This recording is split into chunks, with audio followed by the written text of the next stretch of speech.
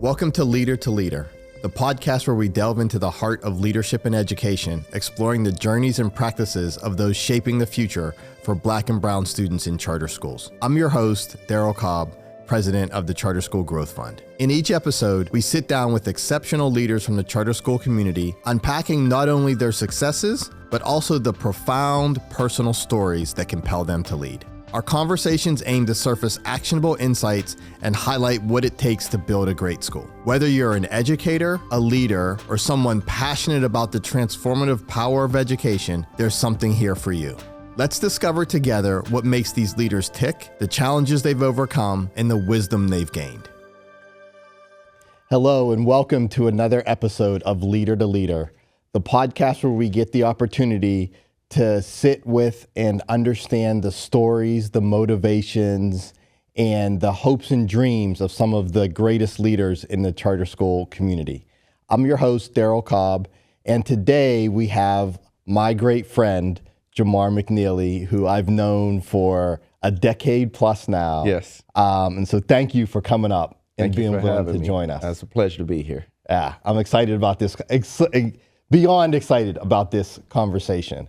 For those who don't know Jamar is a leader of InspireNOLA, which is a network of incredibly high-performing charter schools in New Orleans, and is truly redefining what is possible for young people in New Orleans.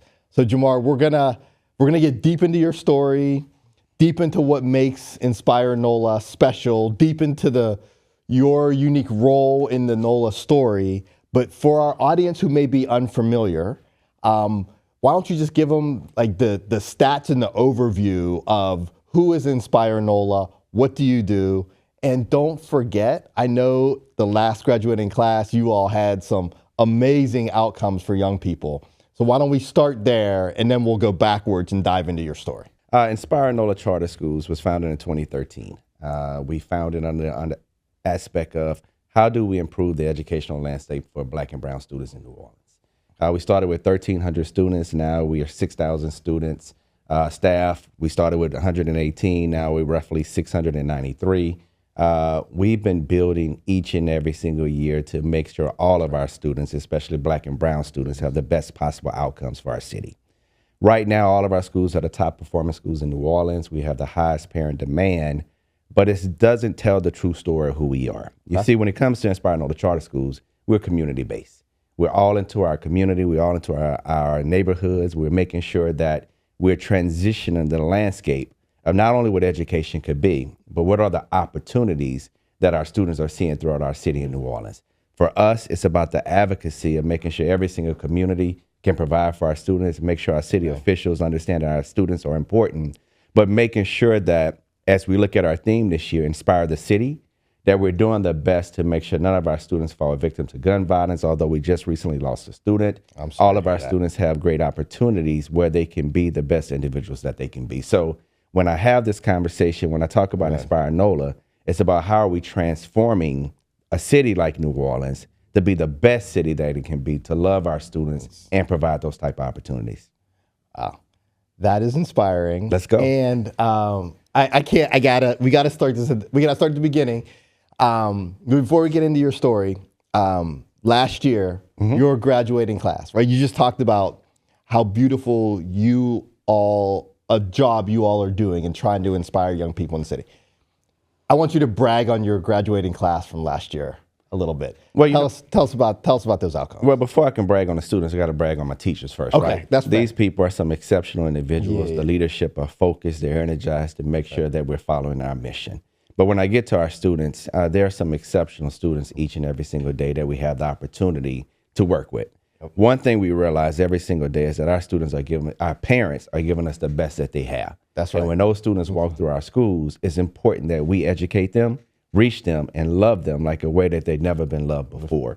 So I was happy last year to understand that out of 678 students, 100% graduated. And most importantly, 100% was accepted into a higher institution. And that had never happened in our organization before. It's just a testimony to not only what our teachers did, our administrators did, but how our students believe that they can actually accomplish more. and we'll continue to build on that. We're ecstatic where now we have even higher goals on what we're going to do.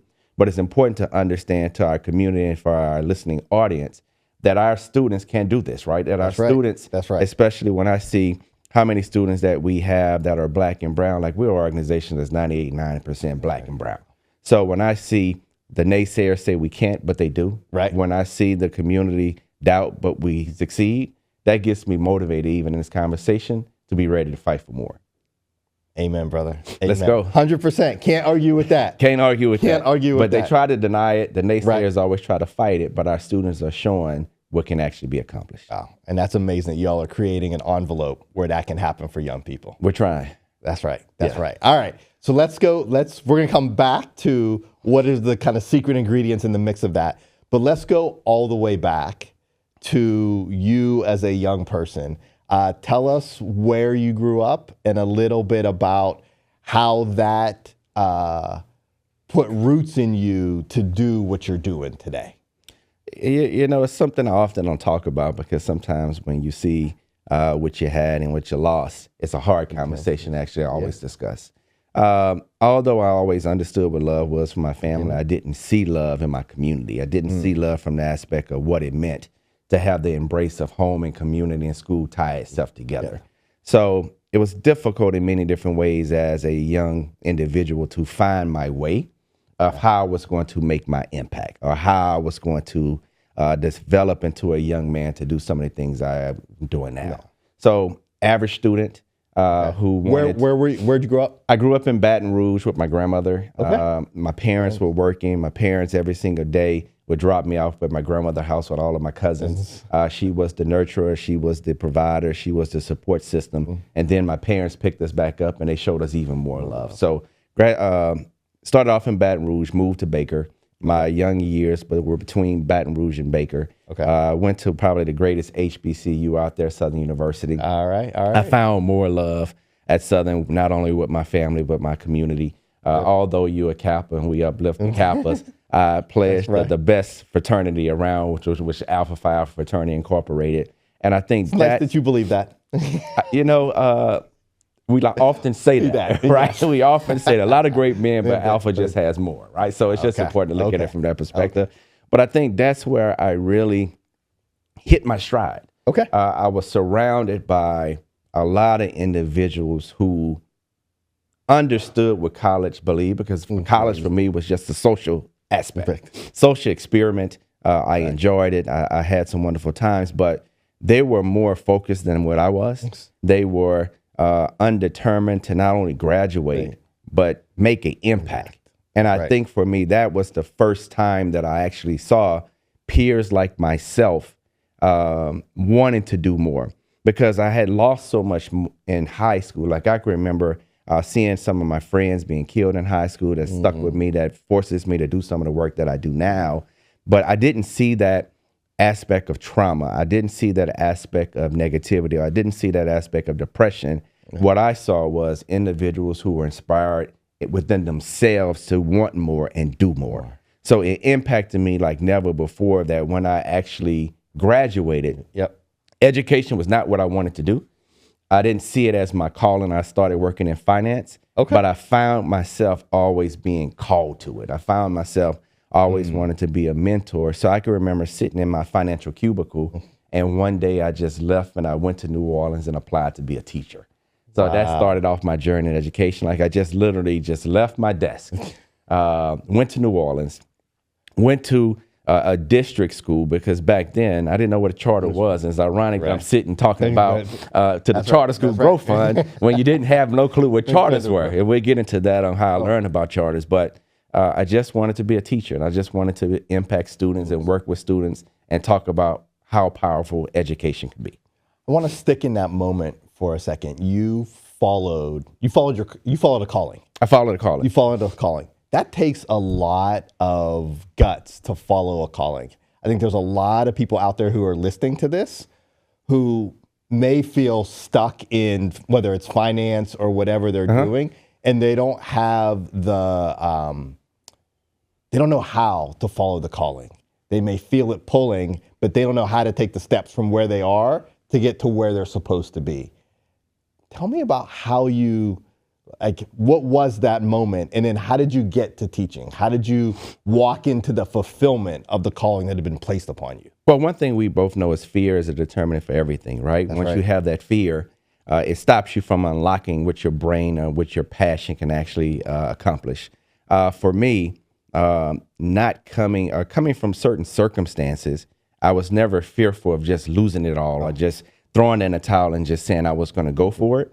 And honestly, when you have those callings, often we don't want to hear it during the time that it's actually happening. Right. Or we don't want to hear that spiritual reflection that's saying that this is where I need to be right now. So it was only by the testimony and the faith of God that I decided to actually follow that calling. And I decided just to go because my unhappiness was unrest. I couldn't sleep. I couldn't focus. And something just needed to change within me. Yeah. Or I was going to be able to stuck in that place of not being able to accomplish what I can actually accomplish. So I trusted what I was hearing. I decided to listen, and I decided to take a leap of faith, and I went with it, not knowing what New Orleans would offer, not knowing what New Orleans had to give me. Yeah. What I knew I wanted to do was be and I'm unapologetic about this, right? So I have to say it. What I knew I wanted to be in, it was a urban city where Black and brown people had a pulse. Yes. That they had some hope but needed more hope. That they had a culture, and in New Orleans, we like to rely on our culture like a bowl of gumbo with a lot of different things that are mixed in together. Right. But it's an undeniable feeling that we have as citizens that everybody want to feel it, want to touch it, want to be a part of it. And that's just what I wanted at that time. Yeah. That's a beautiful story. Obedience to a calling. Obedience to a calling. Hard, but when you submit and are obedient to that, the result is beautiful. And you know, the submission is hard, right? I don't know. It's hard. I still, even personally, and it's a deeper conversation for even as we have this conversation, I think both of us struggle with what that means for us as men, what that means for us as leaders, what that means for us during times that there are certain things that happen throughout your life that you find yourself not ready to submit to. That's right. But you have to. Or things that you find in your life that you struggle with, but it always seems to cause that unrest that eventually gets us back to where we need to be. That's right. That's right. That's right. It's beautiful. All right. So you said, I'm going to go to New Orleans. I have clarity on my calling. I'm going to go to New Orleans and do it. And so you had never taught. You stepped into the classroom as a teacher. What was that first experience like? You know, it definitely impactful. Something that I probably wasn't ready for at the time because I never had the formal background in education. I just went for it to know I wanted to make an impact. Yeah. So I actually learned more from my students than I probably taught them. Right? It's just ironic. I probably was ironic how that happens. I was an average teacher at best, right? I would be honest with you, but I created a sense of joy and family and comfort that students and most importantly gave me some grace until I learned it, right? Well, when you create that invites the students into the learning process. Correct. Right? They see you as human, as somebody who is like them, or they could be later. Correct. That invites them in. Correct. And one thing I think I did most importantly was that I showed up. Right. And it was just a fight each and every day. Yeah. To learn what it was to be a teacher, to understand what it was to have individuals in front of you, to learn from you. And I went back to my roots. I'll never forget the first time I had the students, I showed a video of me stepping in Alpha Phi Alpha to show what I was like, who I was, because I wanted to make the connection of sharing something of myself to them, to get them to want to learn from me. Because I felt like it was too easy just to say, because I remember having my teachers, and I didn't buy into the individuals who just wanted to focus on curriculum. I wanted to buy into the individuals who wanted to focus into me.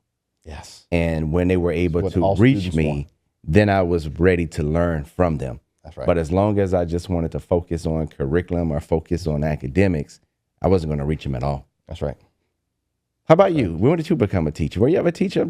I was not a teacher. Okay. I was All right. yes. I stepped in. Into charter school leadership, but Okay. I had a similar calling moment where I was doing management consulting, and here on the south side of Chicago, I recognized the challenges that were happening for young men, frankly, who looked like me, and what they had to go through every day. And for many of them, they were not getting an education that was going to allow them to change what they did every day. Got it. And I said, I can't sit here in my nice and comfortable job and continue to do this while knowing that there's a whole bunch of young people out there who will never have the opportunity for this job if they are not getting a much stronger education. And so I remember talking with my wife and, making the jump from a very comfortable, very well-paying corporate job to, hey, I'm going to go work in charter schools that are fundamentally changing the lives of Black and brown students. If you don't mind me asking, because every time we talk, I learn from you so much. Where did that faith come from for you? Yeah, I think for me, two places. So one, my parents had instilled in me a deep love for my people. Okay. Right. And so there was always a want to see Black people and brown people and other groups of people survive, and not just survive, but thrive.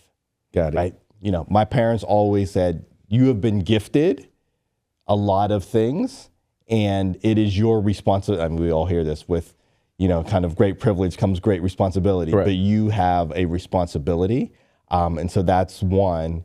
And then two, I believe very much in a higher calling, and that there are those of us who are blessed enough to be in a position of resource.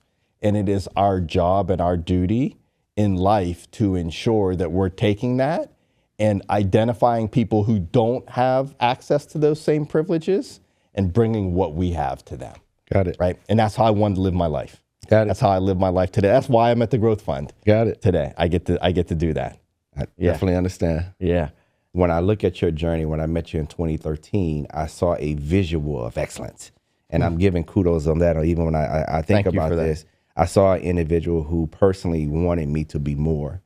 But when we see you at conferences, and I hope you don't mind me asking this question because it's a learning moment for myself, I know although you see excellence, there's sacrifice, there's doubt, there's individuals who might not understand when you're not president, you're Darryl.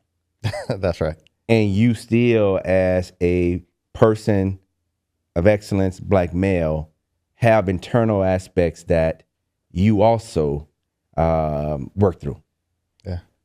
It would be an honor if I can just hear that, because I know those would be lasting moments for me, for individuals who watch this, who never understood what it was like to go from that individual who was working, who decided to give education, who parent gave faith, who went from partner to president, on what that journey was like, not just as a Black man, but as a man who had excellence.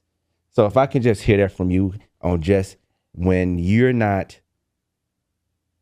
president, that internal battle or struggle that we all know we all deal with. Yeah. It's so, thank you for that, Jamar. It is, it's so deeply layered and so complex. So I'm gonna try to answer this, but you just gotta roll with me on the layers.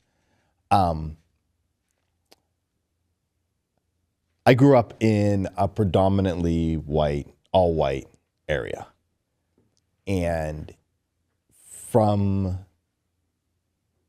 as early as I can remember, my parents were very clear that there are going to be people out there who are going to doubt you because of the color of your skin. And so you need to be excellent. And so for me, that's where it started, right? And there's this old saying that, I heard many times, you need to be twice as good just to be on the part, right? And so that was formed in me from like my early days with my parents. And I thank them for that because that has driven me to know that what I've accomplished and the sets of things and experiences I've had, there are hundreds of thousands, millions of other young men of color who look like me. If they had those similar access to opportunities and people who believed in them, the world would be a fundamentally different place. And they would have done far more than I've ever done. And that deeply inspires me in a view of we as a people, excellence is inherent to us. Now, it's not always in the context, but it is there. And I have a role in helping our young people realize that for themselves. So that's part of what kind of drives me.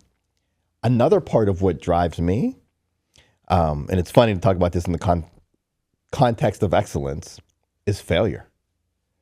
I think a lot of us who have achieved positions of leadership, when people see us, they think it's been a straight line journey of success, kind of all the way up the mountain. We talked a little bit about how I left corporate and came to education. I had the opportunity to lead a turnaround school, which you all know about. And there were many things that happened through that experience that were traumatic. And at the end of the day, the school was not as successful as any of us wanted it to be for students, and the school ended up closing. Those lessons that I learned in that experience and the work that we were trying to do for those young people, that has stuck with me and inspired me to go out and find who are the leaders around the country that know how to do what I was not as successful at doing. Can I ask a question? Yeah. As we reflect on this, do you still feel that your excellence has to be at such a top-notch level or you won't get another opportunity? It's a great question. I want to be the best. So I think other opportunities would come potentially if I wasn't excellent, but I don't allow room for that, right? I'm going to go out every day and try to be the best president of the Charter School Growth Fund that I can be. I'm also going to go out every day and I'm going to try and be the best father I can be, and the best husband that I can be, and the best friend and the best child, to my parents that I can be. And so I am driven by this want to really show what excellence looks like and that it is obtainable for people who look like us. And the thing that I hate the most is when somebody says something like, I want to, do I want excellent teachers or do I want teachers of color? And there's this implied that people of color don't know how to be excellent. That's why I'm so fired up to support networks like InspireNOLA, to support networks like Excellence Charter Schools in the Bronx in New York, to support networks like Resurgence Hall, to support networks like RCMA in Florida. Like, I am so on fire because those are examples of what excellence looks like in us that are undeniable by anybody. So although, and this is a personal moment, and I thank you for this. In 2013 when we met, even though the data points showed me achievement or excellence, I personally did not know what excellent meant for me individually or internally, what that felt like. You had it early on because you had the model of the home structure to support excellence. Yes. But for that young brother who is starting out for any career, what, just like you gave me advice, what would you give that person who never had the belief system that you had or never understood excellence, and failure has been their only learning tool to actually accomplish? Like, we all know, all of us has failure. All of us has learned through the mistakes. Every day. Every day. But just starting out where you have it, but you can't get opportunity, you can't get funded, you can't get support. And internally, although externally you have the results, internally, because this is the place that I was until I found that nucleus of support, because I didn't know how to draw from inside. Yeah. What was that for you? Or what would you tell me even now? Because I thought about giving up in it. Until in some faces, and this is the personal, I saw a vision of you in the work that inspired me that, hey, we can actually do that. But for the person who can't meet me or haven't met me or haven't met you personally, what should you say? Or how do you transfer that? Or the belief system that Darryl has, the family dynamic, for that person that don't have that, what is that? Yeah. We could spend another 45 minutes just on this question, but I want to answer it in two ways. So one, for young people out there who are just starting a job, whatever your job is, I got great advice in my first job. I was in management consulting. Great advice from a boss. His name was Victor. And he said, the greatest thing that you can do for your career is to be the undeniable best at what you do. Can I ask the question? Just to pivot? And because it's deep for me right now, right? Yeah. I know we're saying career, but for yourself. For yourself, yeah. But that is where confidence is going to come from, right? Any of us, no matter whether it's career or, I think about my relationship with my son, right? When I have those moments of, wow, I did something as a father and the impact on my son was super positive, right? That inspires me internally to want to continue to produce more of those moments for him and for his sister, right? And so I think we oftentimes think about, we separate our career and who we are. And I'm not saying your career has to define you or your work has to define you, but what I am saying is that the more places that you can feel success, that's going to bleed over to all the parts of your life, right? And so that's what I would give to any young person, is to find and identify what are those, like, what is the gold standard and how can I work my butt off to get there? And I think the second part of this is important. You can't do this alone. You cannot do this alone. And that's when we met, right? You were trying to do this alone. Right. Right? You had your co-founder, right?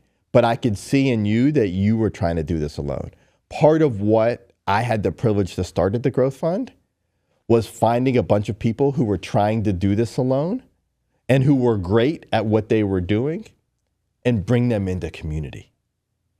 And so you've got to be able to find your community of people who are going to uplift you when things are bad, and they're going to continue to challenge you when things are good to do better. Like, you've got to figure out how to create that. And if I was talking to the younger you, right, and I watched you do this, right, you went from somebody who was a co-founder and a co-leader and was comfortable with that to somebody who realized, wait, there's a higher potential calling for me. And so I'm going to move from co-leader to leader. And then you were leading the entity and you said, oh, there's a higher calling for me to do even more. And you went from the leader of 1,300 kids to the leader of now 6,000 kids, right? But all of that journey during the way, you were collecting people who now create the support system that you have in New Orleans and around the country. When we were coming into this, we were talking about a mutual friend, a former chancellor of schools in DC who I saw yesterday and who you recently talked to, right? But now you have this community of people who are going to continue to inspire you to excellence. And in those moments where you have either moments of doubt or you're facing somebody who's not going to believe deeply in you, right? You've got a community of folks who said, Jamar, we got your back.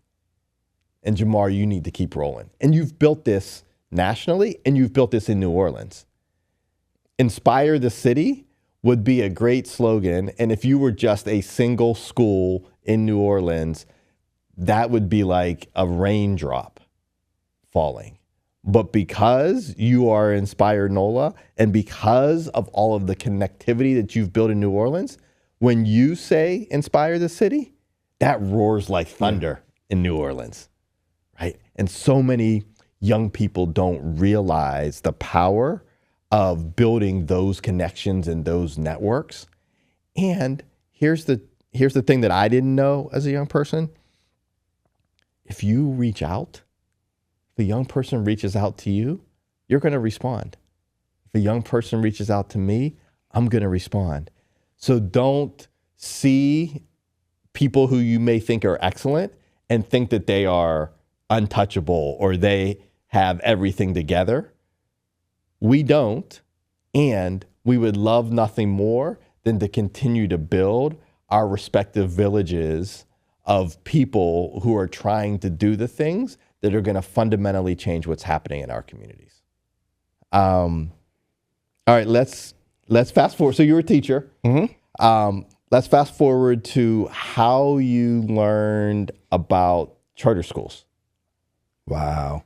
And what appealed to being a charter school leader to you? You know, it's ironic. I probably never would have learned about charter schools unless the devastation happened to my city. 2003, I'm in New Orleans. 2005, fast forward to 2005. I'm getting ready to become assistant principal. I am a football coach. Okay. And I can remember. It's a big deal in New Orleans. Big deal. That's huge a big deal. Louisiana football is a big huge. Deal. And I can remember August 24th, watching the news, and we starting to learn about a hurricane in the Gulf. And if you're from New Orleans or you're from the South, every time you hear about a hurricane, your antennas go up. Yep. Because we understand that different things might happen to our city, different things might happen to our community, but we know it's going to be some bad weather. So the 27th, now we see this hurricane, which is now called Katrina, is heading towards Louisiana. So now antennas go up even more on what's going to happen, and now we're getting even more concerned. That's right. Then August 28th, we're preparing to play a jamboree football game at a stadium called Tad Gormley, Edna Carr High School. We're playing. It's something that I just remember every time during August. My hands start to get sweaty. I start to remember exactly that moment. And then I can remember August 28th, I hear the words mandatory evacuation. And we talked to those students. We said, hey, we're going to come back in 2 days. They're saying mandatory evacuation. Go home, be with your family. Let's pray. Let's watch to see what's happening. We'll let you know when we're coming back to the city of New Orleans. August 29th, I evacuate. I go to Baton Rouge on August 28th. Wake up August 29th. I'm watching New Orleans on the news. Seems like a standard hurricane, weather, rain. This is not so bad. And I can remember saying this in my head like yesterday. That's not so bad. Looks like we're going to be returning in 2 days. Everything's okay. The next thing you know, I watch the television and I see the levees break. And I see the water starting to flood into our communities. I start to see my community being called a refugee. I start to see the lost. I start to see my community being on roofs. I start to see Coast Guard with baskets in the water. I start to see the devastation of what a storm had just did to my beloved city, New Orleans. Then a couple of days later, I now start to see families, students walking to the Superdome. Mentally, because it just gets me to charters, right? Mentally, I'm confused on what's happening. I hear my students calling me from Texas, Mr. McKneely, what are we doing? How are we going to get back? Can you bring me to Baton Rouge? I have teachers who I will partner with. Are you safe? Did you get out? And that day or this month is reflective to me because it's the last time I actually talked to some of those teachers and students during that time. And I moved to Baton Rouge. I received a termination letter from the district. They fired or displaced 7,500 black and brown teachers from the district.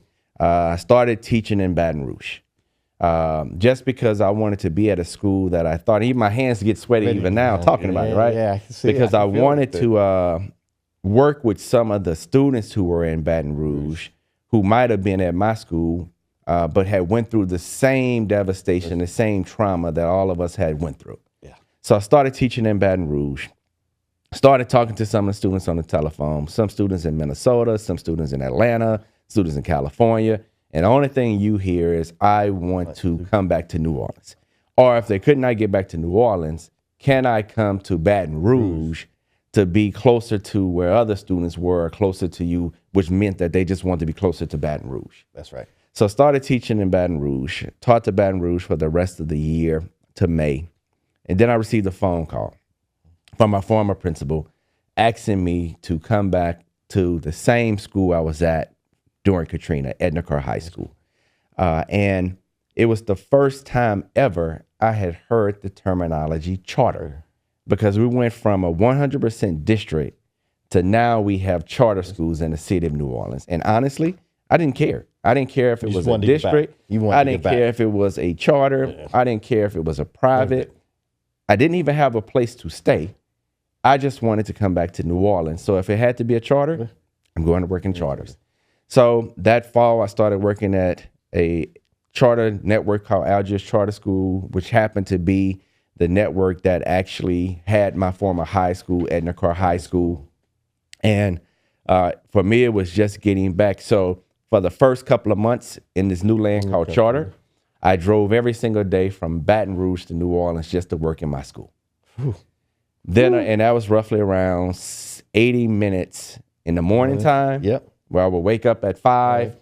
No, actually, I woke up at 4, hit the road by 5, was at the school by 6. By 6:45, school started by 7:15. School ended at 5:30 or 6. I hit the road to go back to Baton Rouge for another 80 minutes.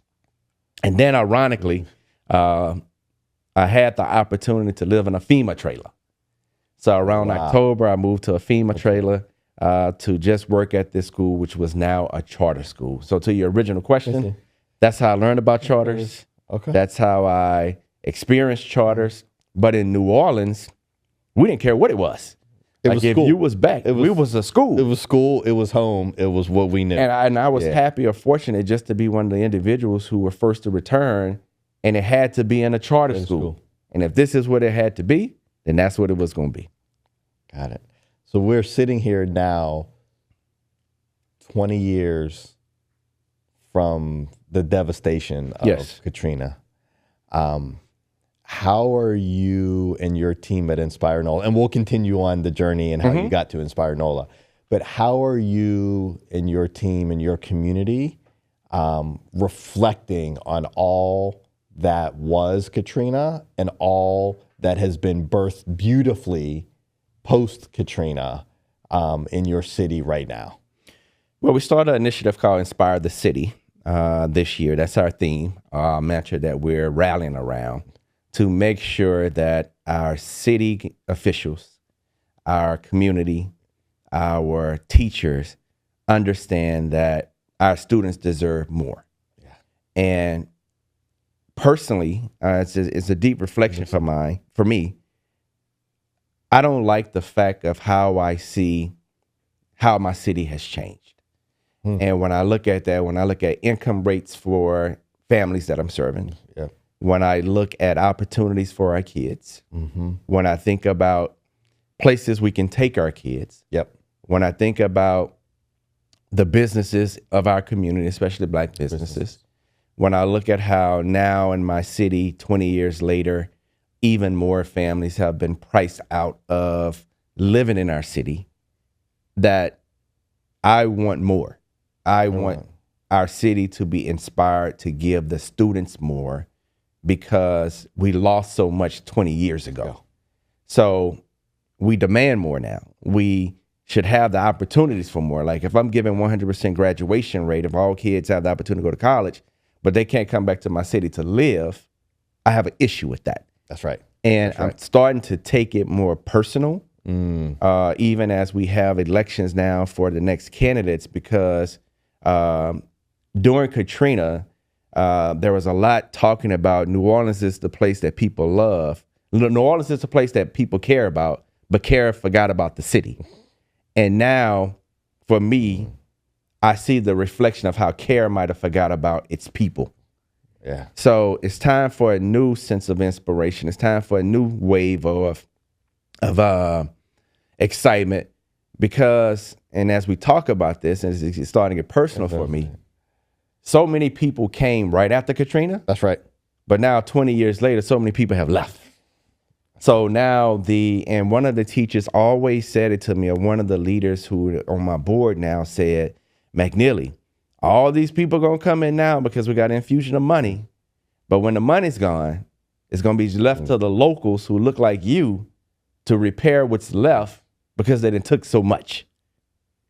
So we're dealing with that. We're struggling with that. We're unpacking that, because now it looks like us, it smells like us, feels like us, but we don't have the new resources or the new wave, or New Orleans is not the place people are flocking to actually want to work in. So it's interesting times. But we are celebrating the resiliency of our people. We are celebrating how far our students have come. We're embracing and we having a lot of conversations, because our student parents were students during Katrina. That's right. So that trauma that they had still carried along, that every single time when August happened, they start to have a lot of concern, but it passed on to their kids. So we're balancing that, right? Like, how do we get past this? How do we start to talk about Katrina in a way where we can talk about it, but we can talk about how the people overcame it, but also where we need to go. That's right. So that's how I look at it. Inspire the City is huge for us. We're doing a lot of great things. We started this year off strong. We have a lot of great speakers coming in. We did a short film. We did a big comedy show for the community around love and laughter, just to embrace, with a huge back to school giveaway where, think about, we had over 50,000 school supplies, about 1,000 backpacks. But the line for the backpack giveaway started at midnight the night before we had parents and students lined up to receive backpacks. Wow. Where even though we had 1,000 backpacks to give away, you might have had a line of cars of 2,500 cars in line to receive this. So what is that saying, right? Like I like to say that we're making impact, or I know what we're doing for our kids, but now it's about expecting our city to give more. Yes. Where our students don't have to be at a car at 12 o'clock midnight to receive a book sack. Right. That's concerning to me. Right. So that's my new fight. That's not thriving. That's not thriving. That's not thriving. That's actually declining for a certain community. So and this is a deep conversation we have on just how I approach education now, what we all can agree on is that the wealth gap is climbing, but the marginalized people is declining. Yep. How do we ever balance that out? and who creates the policies and the laws that gives those individuals an opportunity. Well, that opportunity. I don't know if we was ready for all this. You're going to a whole nother place. That opportunity starts with a great education, right? But does it? It has to start with a great education. Now, that's not enough. That is not sufficient. There needs to be other things. But the absence of the ability to effectively read, write, critically think, that's necessary no matter what you're going to do. So this is why I need your help at again, right? We're going to pause, right? So this is my struggle. And I know it's a lot of our educational struggles, our leaders in schools who fight this battle. We're doing our best every single day. Every day. We're providing that strong education in our schools. We're providing that structure in our schools. We're providing those opportunities. But when that child is going back home to situations that are not conducive for striving for education, what do we do? Like I'm conflicted on, yes, if I can teach reading and math, but then if I have some parents where I need to reach that student the most, can't read and can't do math, or if I have parents who can't be home because of bills and life, they gotta work. I don't know how education transcends that, right? And I'm struggling with that as a leader, right? And I'm glad we're having this conversation now because I'm battling with this internal. If we had just having an honest conversation, and it was ironic about when I talk to you, I don't even see the microphone, I don't even see the camera. It's just conversation. I'm trying to grasp for myself the conditions on what it takes for home and school to meet, for real transformation to happen.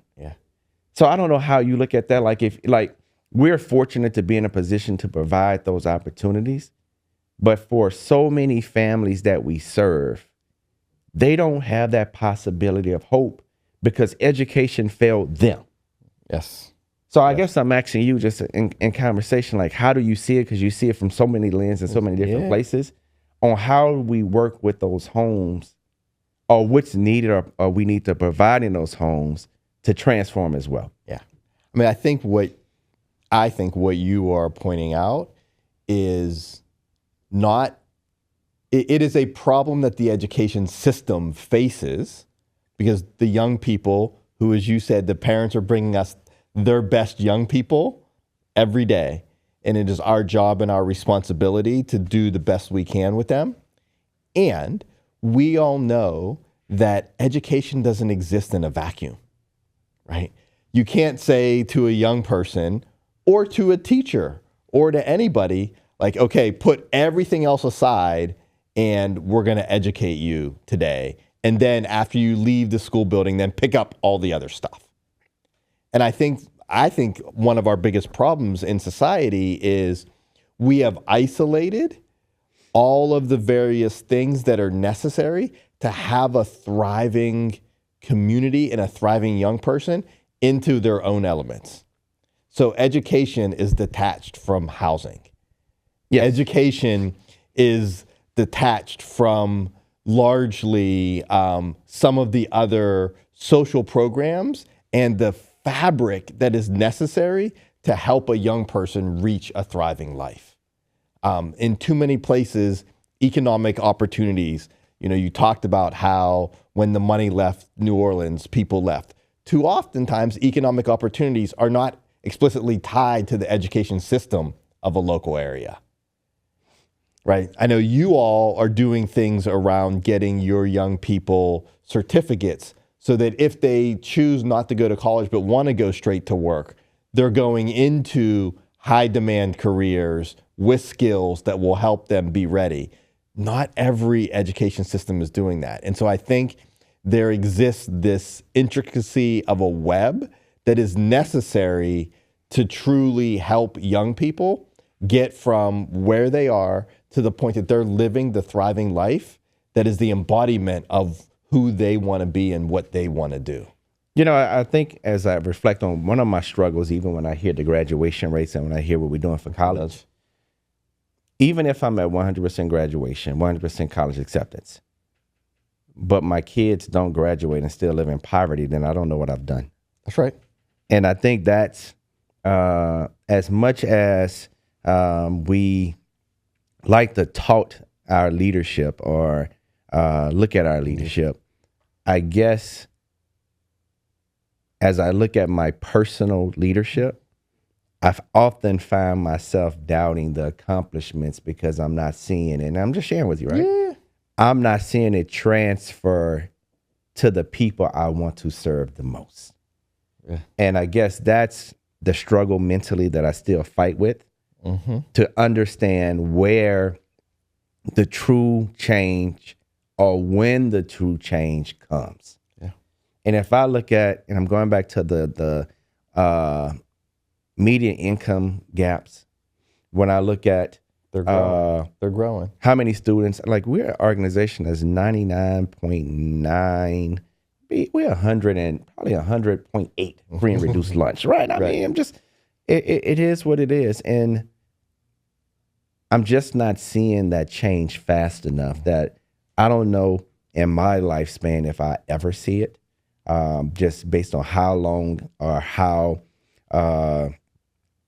it takes for that knob or that generational wealth to, and especially when you start talking about the inequalities of it, is why Inspire the City is so passionate and why the fight is there for me, because I'm ready to see it. I'm ready to see if we've been doing this for, as InspireNOLA Charter Schools for the last 13 years, that means that some of my students have graduated college, come back to the city, but unfortunately, so too many of them are still living in poverty. That's right. And that sits with me. Yeah. Right? That I'm still trying to overcome and fight when I look at this work. Well, I think the work that you all are doing and Inspire the City, you all aren't trying to inspire the education system only. Correct. Right? Your work to inspire the city is the answer to, I think, the things that you're bringing up and raising, right? It takes an entire city for our young people, and the complex combinations of social networks, of government entities, of community-based organizations, of the private sector. All of those things have to play a role and have a vision for something different in a city. Yes. And if you don't have any one of those pieces, it's going to be really hard to get there. And the hard thing is we don't have the right incentives in many places for all of those systems to work together to ensure that young people don't come back and have to live in poverty and can fundamentally and radically change the conditions that they came from. Yes. Right. And that's what we need to figure out is what is that set of incentives? If we can get people to care to figure it out. Right. Well, so I guess that's my start, right? People will care if you set the incentives. Yes. Right. And so Yes. we need to figure out what are the incentives necessary to get everybody there. Yes. Yes. Yeah. Yeah, that's good. I know that you all are one of the leading thinkers around how you have your young people come back potentially as teachers. I know you have some young people who've come back and have not hit the thriving life that they've wanted, but you also have a group of young people who are coming back and are helping to change the next generation. So I want you to talk about what you're doing with some of your grads as they go out and being intentional about the opportunities to come back. Well, number one, we try to hire as many as possible. Like if they are interested. How many do you have? You said you have 693 693 employees. And how many alums do you have? Working out of schools, I would say right now we're roughly around 12%. Okay. We're very That's intentional incredible. where if they're concerned, if they want to come back and give impact, if they finish an education, if they're in professions that we need, we try to hire them as much as possible and get them involved in our schools. Internally, we've even created a program called Grow Your Own, where we have seniors now who are doing internship around education. So they are partnering up with teachers. They're partnering up with us in our finance office. They're doing summer internships with the understanding that if they graduate from college, we're guaranteeing them a job back in InspireNOLA Charter Schools if they want to come back. So we're starting to try to grow our own and build our own, because that can also add to our workforce of what we're trying to do. Yeah, So I'm that's waiting right. for those students to graduate. I'm waiting for those students to finish, that now we can hire them. But they're starting to see individuals who look like them, who experience what they experience, and they want to go back to their same high schools that they actually were in as students. So it's been a added value to our organization for them to share their journey, to share traditions, to share what it was like to be a student, and they actually are involved. So some of them are leading our football teams, our bands, our clubs. They're now the lead in certain departments where they're bringing that influence on what it was like to be that teacher or that student during that time. Yeah. Oh, and that's got to be highly resonant for the students, seeing somebody who sat in my seat now in front of the classroom. And it's even full circle because a lot of them I actually taught. So a lot of them, they were either students of mine or they were students of our organization in either our first K-8 that we started with, our high school, that now I'm bringing them all back to actually still work and be a part of our organization. So for me, it's about taking care of individuals that you can take care of to bring that nucleus of excitement back to the school who experienced the school or experienced what InspireNOLA was like and can be individuals who can tell our testimony of what we're trying to become. That's right. That's right. I want to go back to that first InspireNOLA K-8. Okay. So 2013, I had the opportunity to meet a younger but still very handsome Jamar. I'm trying every single day. Very handsome. Still very handsome. Jamar, who was co-leading at that time. So walk me through how you went from, and your vision to go from co-leading a single school to now a network of schools, K-12, serving 6,000 plus kids. Talk to me about because a lot of times I find people have vision, but they limit their own vision. Like their own vision is, I want to have a great school. And they don't think about the fact that I could educate 6,000 kids. So talk to me a little bit about how you went from that co-leadership to where you are now. I like having these opportunities where we have this conversation because I think for every leader, as much as you see the success, people never really unpack the scars and the trauma that has been caused by doing the work to get us where we need to be. And I learned that how often I talk about it, it provides a release for me. So thank you for this opportunity to give that journey. So part of ACSA, our just charter schools in 2012, me and the co-founder of InspireNOLA Charter Schools had the opportunity to break away from ACSA because we were still part of Orleans Parish. And form our own organization. So 2012, we started writing a charter for InspireNOLA Charter Schools.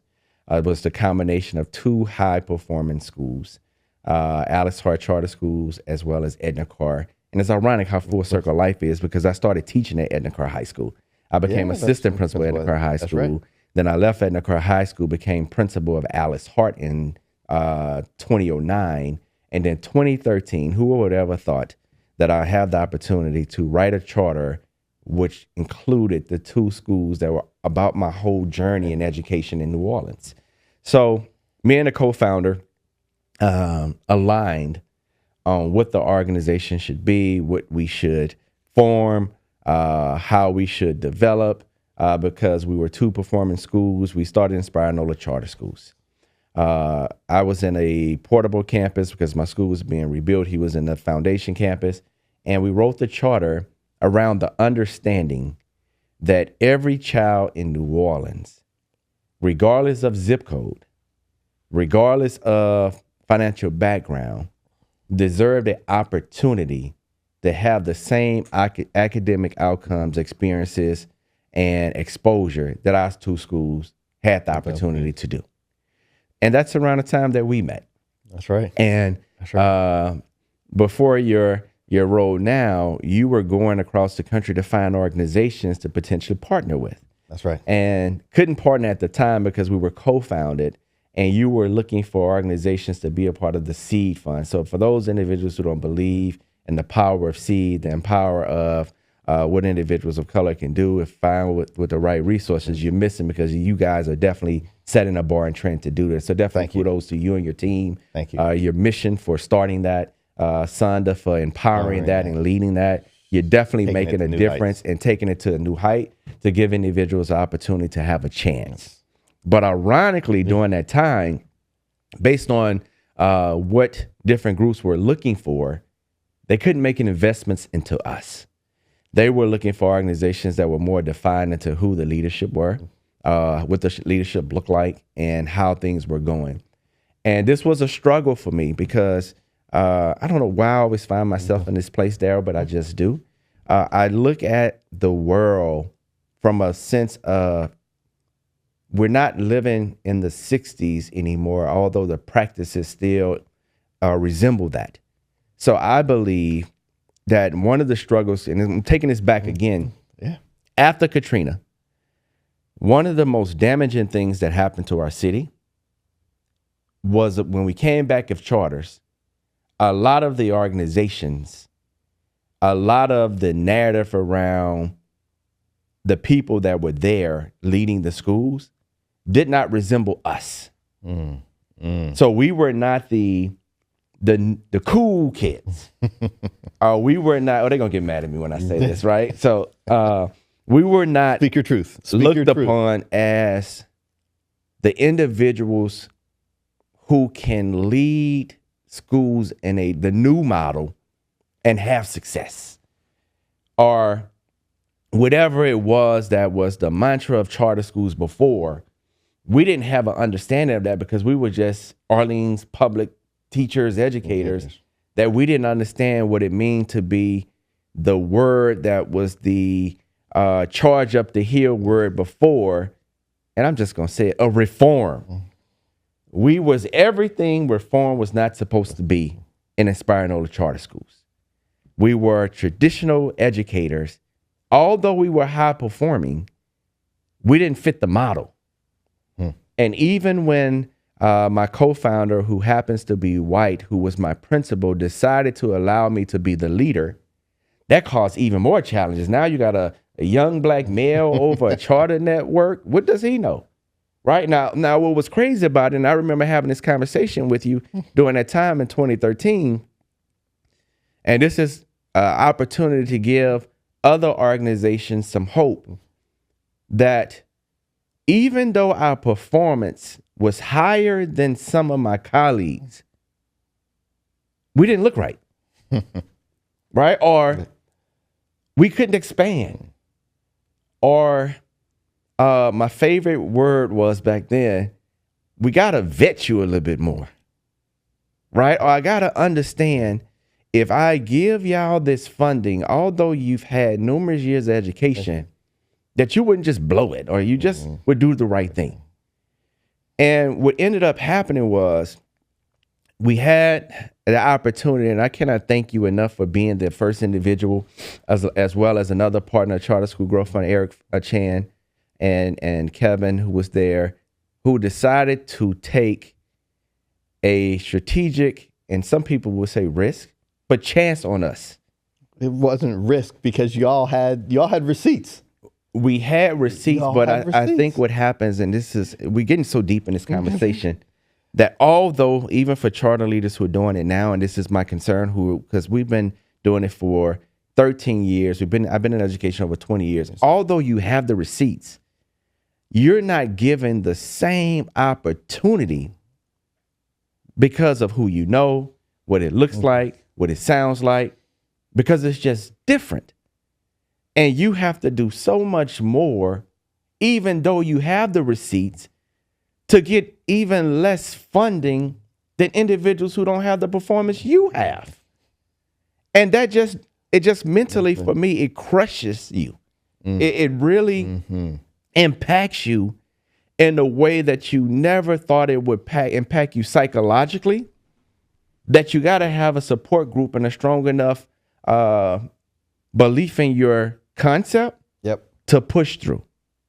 So we took a chance. I can remember working with local groups, and we were not a part of the RSD after Katrina. RSD was the the cool people. That's why you got me going places that I don't. They were to figure it out. Right. And what myself and the co-founder wanted to do was just outbeat them, to show that we had the power, we had the understanding, we had the belief in kids and what we can rally in our community with our teachers and our APs. And when I say power, I mean the power of the people to do great things of education. That's right. Because without the people, we had nothing. We want to give back to the power of the community. We want to showcase what education can be if you did not have everything boxed that reform meant. That, hey, if we allow kids to make some mistakes and we didn't just punish them for everything that they did wrong, that we would be okay. Or if we didn't have some of the slant and go and all the different terminology, that we would be okay. We're going to work through this. And we decided to take a strategic move and take our practices and start, instead of doing a fresh start, which was advised to us, right? That's right. To minimize the risk, instead of doing a full turnaround, to take one grade level at a time. And my co-founder and I can remember we were having a conversation over what we consider to be some of the best beverages in New Orleans. And we said, you know what? We're going to go for it. And we started doing turnaround work. And it was the best reward we could have ever had. I saw a school go from an F to a C in 1 year. That would now be a B. I saw a high school go from an F to a B in 2 years. I saw another school go from an F to a C. Well, we went from 2 schools of 1,800 to within 3 years having roughly around 4,000. Wow. And then we decided to acquire 2 more schools. And then we were hit with another roadblock of a district school, which is the most legacy high school, the first public high school for African-American students in New Orleans, McDonald 35, to take on a traditional school to bring that a high school. Think about doing turnaround work for high school, not fresh start, high school. And now that school has a B letter grade approaching probably A this year. So our work now and our belief now is understanding that when people doubt that it can be done, that our teachers and students with the right support can show what can happen. So when I think about Inspire the City, when I think about InspireNOLA, I think about how the people, more than me as the leader, which I am blessed to be their leader, and my role is to inspire them to make sure that they're healthy, feel taken care of, feel support, to want to fight with me to change every landscape of what New Orleans is. So we're not just about education now. That's right. We're about transforming this city to want to do more because we deserve more. And I'm not going to be apologetic about it. I'm going to fight for it. Wow. My brother. Let's go. Let's go. Let's go. I love it. All right. One final question. Okay. As a Black man who's been at this work for 20 plus years and who has been leading for 15 of those 20 years, if there are young brothers out there watching this conversation today, what would you say to them about their future and about what they need to do if they want to lead and become part of the change that's happening, whether it's in New Orleans or here in Chicago or somewhere else? Well, one thing I think is extremely important, and we've talked about this often, we're only as strong as we work together. We have to find settings, we have to find opportunities, we have to find those conferences, those calls to be able to support each other, because mentally we're going through a lot, emotionally we're going through a lot, to just find peace within ourselves to try to make outcome. You know, every single morning I can tell you about myself, I ask the man above, who I believe in heavily, for forgiveness for my shortcomings, for where I fell short throughout that day. Amen. And did not live up to his expectations, but for the grace to empower me to fulfill those shortfalls, but do more.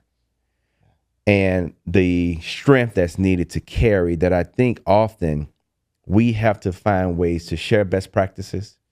We have to find ways to be able to pick up the phone and call each other and say, hey, not just about the work of education, but about who we are as people and as individuals, to be able to unload the trauma of the individuals who say you can't, or the individuals who say you don't look like me, or the individuals who say I can't invest in you, or I don't believe in you, I don't believe what you're trying to do.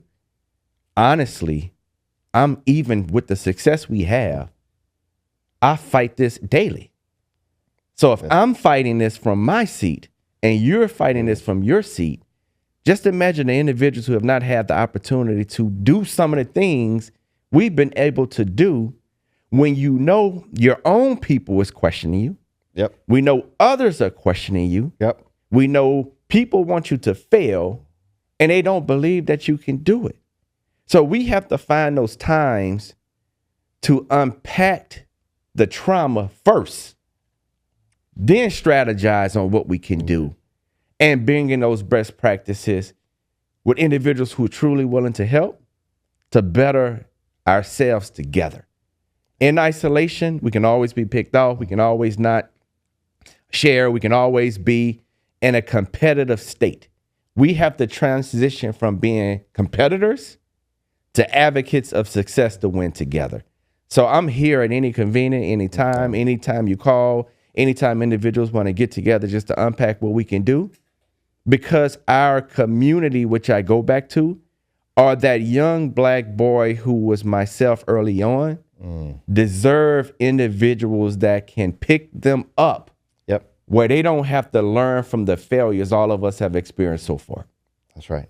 That's right. So I think that's our greatest fight, or our biggest fight as individuals, especially Black males, brown males, is how do we take away those barriers internally and external to start working together on what we can do.